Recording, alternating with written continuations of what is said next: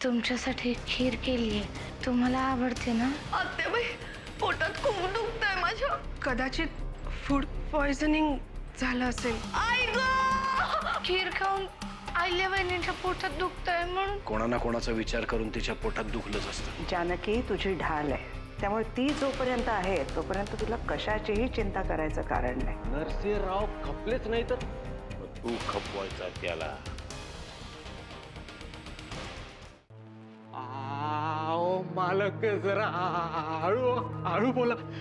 ओ साहेबांच्या माणसाने ऐकलं तर परत चिंता करतील हो माझ्या. माझं ऐका मालक, तुम्ही थोडी दारू घ्याच. काय आहे, ती न घेतल्यामुळे असे वाईट साईट विचार सुचतात. अहो घ्याच जरा. फालतू यार तू एकदम. परीक्षा घेतली तुझी, फेल गेला, फेल परीक्षेत. कळलं मला तू काय आहेस ते. माझं मी बघतो काय करायचं ते. निघतो. अहो मालक, अहो थोडी दारू घ्याच हो, म्हणजे असे वंगाळ विचार जातील मनातून. माझा आग्रह करतोस तर अनेक खंबा. आत्ता आणतो बघा.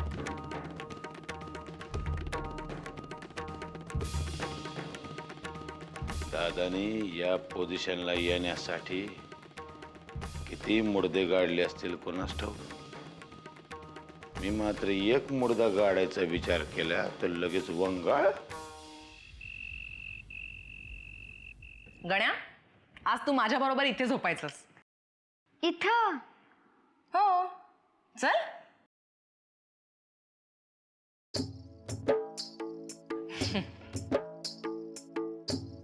उद्या तुझ्या शाळेचा पहिलाच दिवस आहे ना. कोणी उठवलंच नाही तर पंचायत होईल ना आपली. पण इथं आल्यापासून माझी लवकर उठायची सवयच गेलीये. गावाला असताना मी कोंबडा ओरडायच्या आधी उठायचो. आणि काय करायचंस? कोंबड्याला उठवायचंस? नाही, पारावर बसायचो आणि सूर्याचा लाल गोळा पांढरा होईपर्यंत बघायचो. झोप आता लवकर. उद्या 8 वाजताची शाळा आहे, म्हणजे 7 वाजता तरी तुला उठायला लागेल. कळलं का? पण तुम्ही त्यांना सांगा ना शाळा लेट उघडायला. का रे? का म्हणजे मी नरसिंह केलेदारांच्या बायकोचा भाऊ आहे. गण्या, तू मला कधी बाबांचं नाव वापरताना पाहिलंयस? किंवा किल्लेदारांची मुलगी आहे मी असं म्हणताना कधी ऐकलंयस? अजिबात नाही. जानकी ताई पण नाही बोलत. कारण असं नसतंच बोलायचं. माणसाने स्वतःचं नाव नेहमी स्वतः कमवायचं.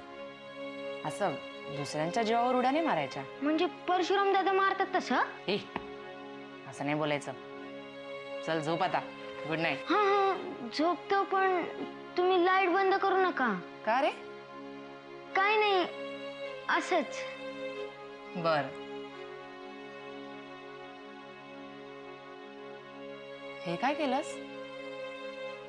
काय नाही, आई नेहमी म्हणते की झोपायच्या आधी देवाची प्रार्थना करायची असते, म्हणजे भूताची स्वप्न कधीच पडत नाही. तुम्ही पण करा. बरं बाबा, आता झोप. Good night. Good night.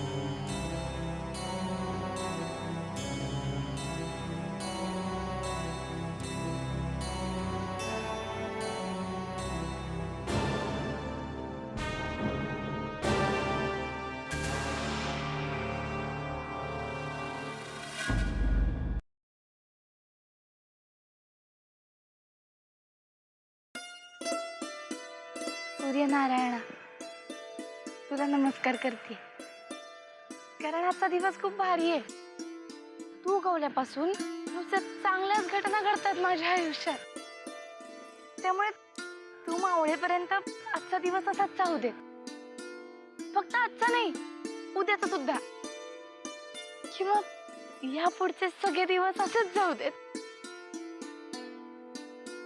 तू जसा लालेला दिसतोस ना, तसंच माझं कपाळ सुद्धा झालंय बघ, लाले लाल.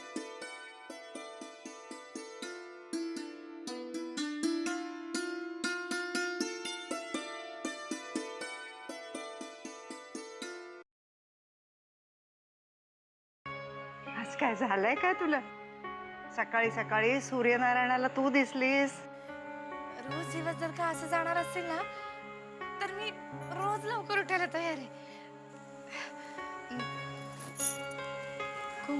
कुंकू. हा, कुंकू. हा ग, मग रोजच लावतेस की? रोज काय हळद लावतेस का? नाही, पण आजचं कुंकू खास आहे. यांनी स्वतःच्या हाताने माझ्या कपाळाला लावलंय. काय सांगतेस काय? माझा पण विश्वास बसत नव्हता, पण मग आरशात पाहिलं आणि विश्वास बसला. आणि म्हणूनच सूर्यनारायणाला नमस्कार करायला म्हणून बाहेर आले. आता तू बघच कसे भराभर दिवस पालटतील. अरे मी सांगेपर्यंत अजिबात डोळे उघडायचे नाही. अहो, काय पण ये ना लवकर. काय सांगा ना.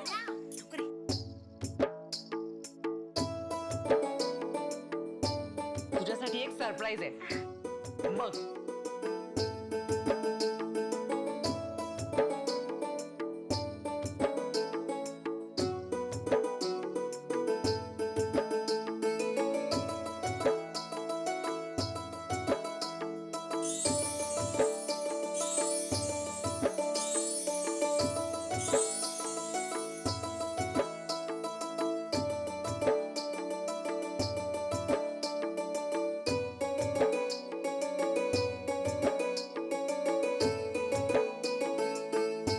कुठे चालला?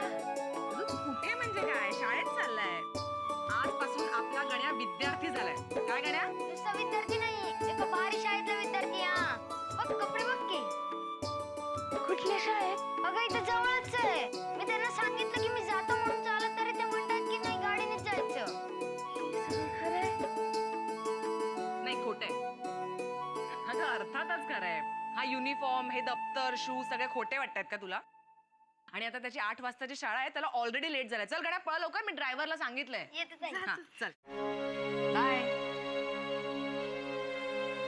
अगं वीणाबाई, हे काय करतेस? तुमचे उपकार कसे फेडू मी? अगं भेडी आहेस का? उपकार कसले त्यात? तो माझाही भाऊ आहे, त्यामुळे अशी उपकाराची भाषा करून तुझा शिक्का नको लावूस.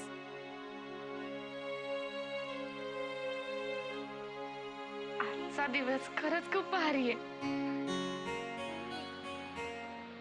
मी यांना सांगून येऊ का? अरे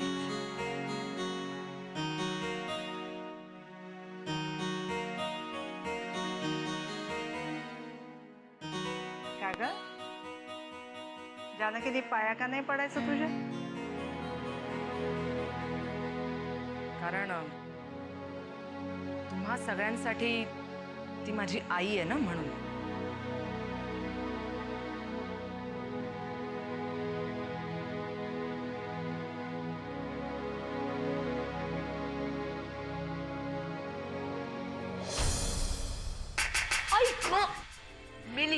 काय ग, तू माझ्या मुळावर उठलीस का? अहो, चुकलं. ते आनंदाने धावत येत होते आणि खीर पण आनंदानेच बनवली होतीस ना, आणि त्यात विषयी आनंदानेच घातलं होतंस. बाकी कोणाला काही त्रास झाला? हो ना, कारण विष हे तू फक्त माझ्या खिरीच्या वाटीत टाकलं होतंस, मला मारण्यासाठी. काहीतरी काय वेड्यासारखं बोलता आल्या ताई. आता मी वेडी पण झाले. काय झालं? बरं झालं माझ्या जागी तू उभी नव्हतीस, नाहीतर हिची धडक बसून तुझ्या बाळाचं काहीतरी बरं वाईट झालं असतं. अहिले ते बाळाबद्दल कशाला अपशकुनी बोलताय? जे काही बोलायचं असेल ते मला बोला. जे आहे ते मी बोलणार. परशुत आता तुम्हाला दुखऱ्या पोटाची म्हणतात ते काही उगीच नाही, हो की नाही सुमिताई?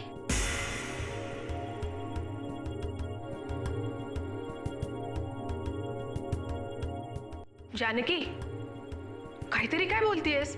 हे का असं बोलतील? उलट अहिल्याताईंविषयी किती आदराने बोलतात ते.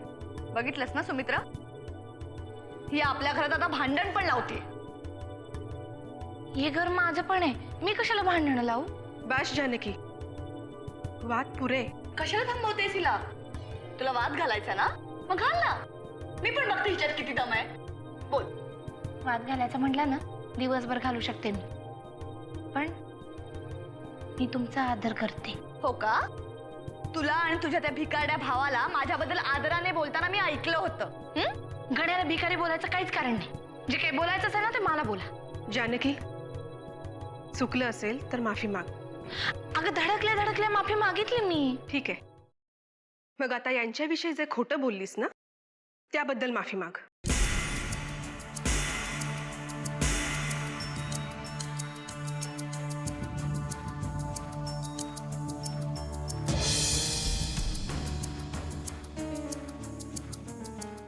माफ कर. नुसतं माफी मागून भागायचं नाही, हिला या घरातून हाकलून दिला पाहिजे. जाऊ द्या ना अहिल्याताई, मी बोलते तिच्याशी. तुम्ही जा.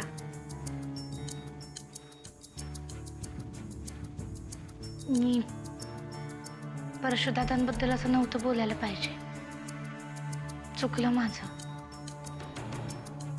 यापुढे एक गोष्ट लक्षात ठेव जानकी, ऐकलेल्या सगळ्याच गोष्टी बोलल्याच पाहिजेत असं काही नाहीये.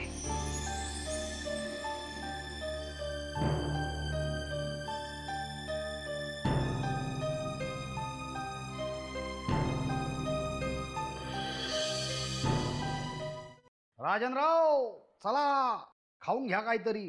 चायला आमचा डबेवाला झालाय जणू. राजनराव, हो राजनराव.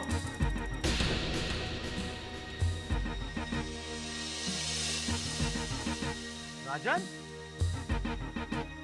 हो राज.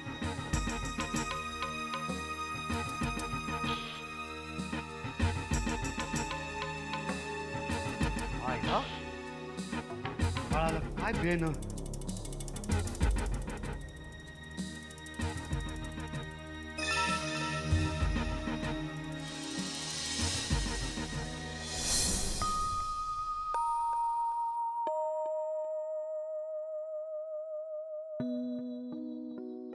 जानकी, अगं एवढी काळजी करायला तो चालत येणार आहे का? ड्रायव्हर आहे ना बरोबर? नाही तसं नाही, मला वेगळीच काळजी लागून राहिली आहे. काय?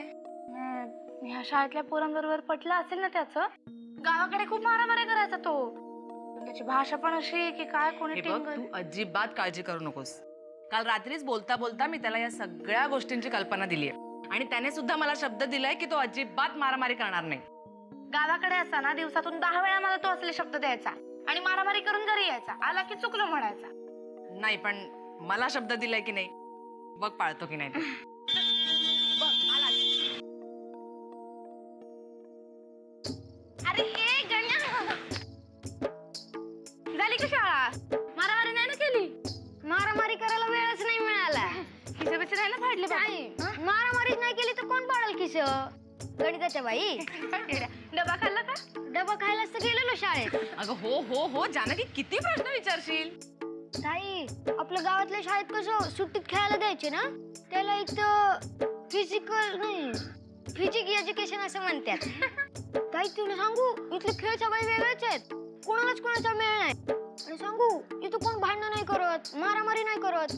सगळे शाळेत येतात एकदम हजर. का रे, मग तुमच्या गावाकडे काय खेळ असायचे? आमचे खेळ सांगू का? म्हणजे पहिलं लंगडी, विटी दांडू, गजरो वारुवी आणि टिक्कर पाणी. टिक्कर पाणी म्हणजे? तुम्हाला टिक्कर पाणी नाही माहित? मग शाळेत जाऊन केलं काय तुम्ही? मी तर चॅम्पियन होते गावाची टिक्कर पाणी मध्ये. हे पण काय, कसं खेळतात हे टिक्कर पाणी? म्हणजे काय पाणी वगैरे ओततात? येडी आहेस का? पहिले असे 7 चौकोन पाडायचे मग त्याच्यात चपटा दगड टाकायचा, मग लंगडी घालत घालत जायचं आणि पण पहिले डोळे मिटायचे हा, आणि नंतर मग तो दगड घ्यायचा, मग असे घर बनवायचं. मग झालं, मग परत आपल्या जागेवर यायचं. आम्ही तर दिवसभर खेळायचो, लई मजा यायची. मी तर ताईला लई पिदवायचे या खेळात. ए शाण्या, तू मला पिदवायचा का मी तुला पिदवायचे? मी पिदवायचो. बरं खोटारड्या दम ताई तू खोटं बोलते, मी पिदवायचो. अगं, बास बास बास, आत्ता भांडू नका. एक काम करू, दूध का दूध, पाणी का पाणी होत जाय. तुमच्या ठिक्कर पाणी होऊनच जाऊ दे आता. इथं काहीतरी काय बोलता, कोणी पाहिलं म्हणजे. आणि नको, एकदा ते चालू झालं ना मग मला थांबत नाही, मग नको त्यापेक्षा. उगाच छानपणा करू नको. चल लवकर.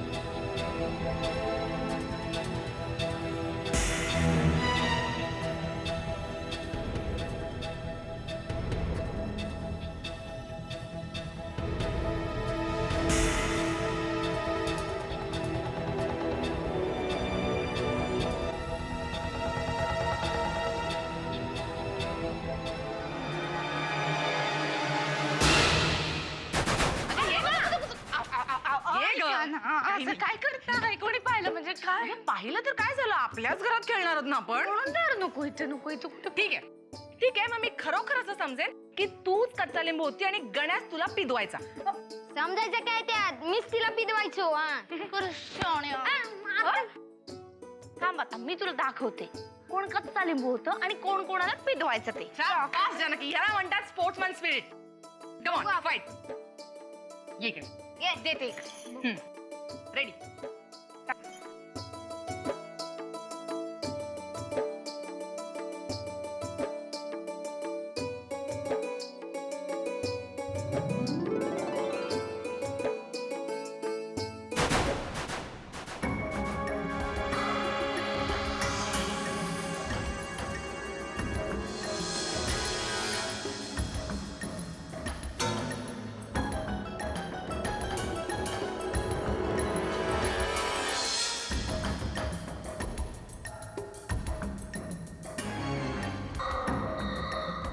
आता तू करतो की. हा